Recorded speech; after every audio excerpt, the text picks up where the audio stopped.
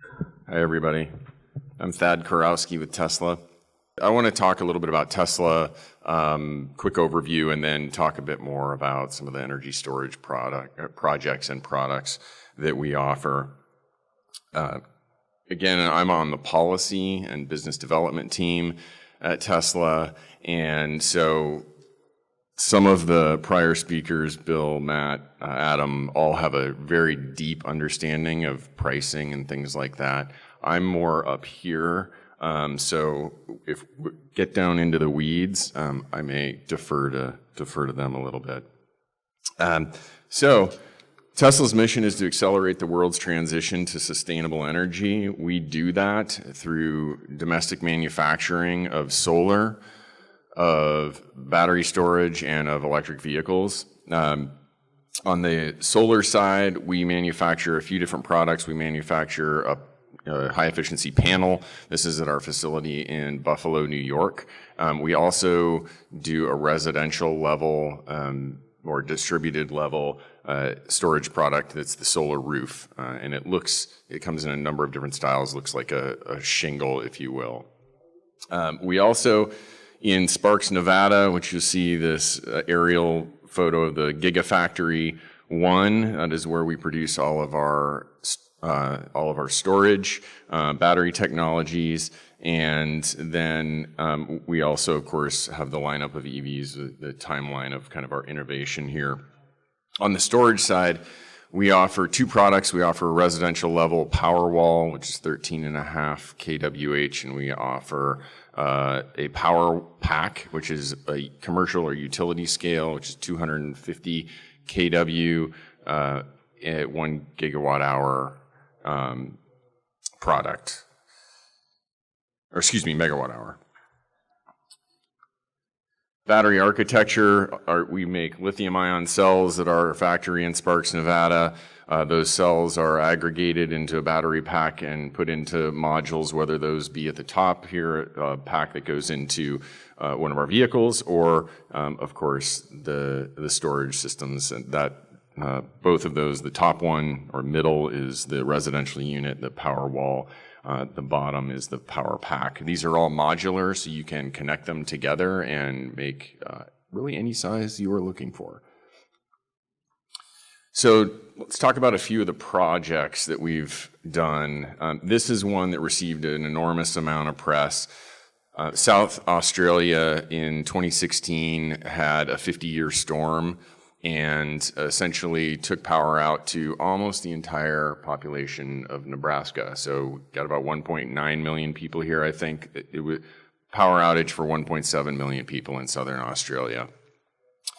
Following that, in the summer of 2017, they had some heat waves, and they had additional blackouts and brownouts. So the government actually stepped in and called for interested parties to come in and essentially work on a 100 megawatt or larger storage project. That ended up becoming the Neon Hornsdale wind farm, or coupled with that, it's a 100 megawatt facility. It took 100 days to get commissioned, so pretty remarkable feat. And one of the things that I'll mention is there are a lot of conversation in everyone's presentations about the value streams and the variety of value streams.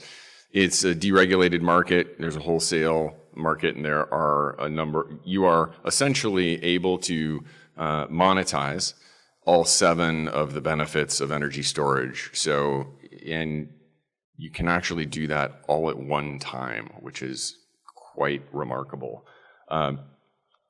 Next project, a little bit smaller, the Connecticut Municipal Electric Energy Cooperative. They are a vertically integrated cooperative that serve a number of municipal distribution co-ops. They have about 70,000 total customers in the area. Excuse me.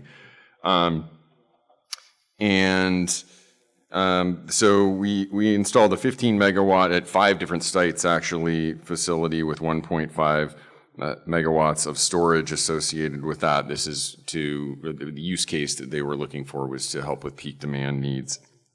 We built, financed, own, operate, and maintain that system. The solar is under a 20-year PPA, and the storage is under a 10-year PPA. So I wanted to bring in a real-world hypothetical here. So we've talked a lot about the values and how storage can operate.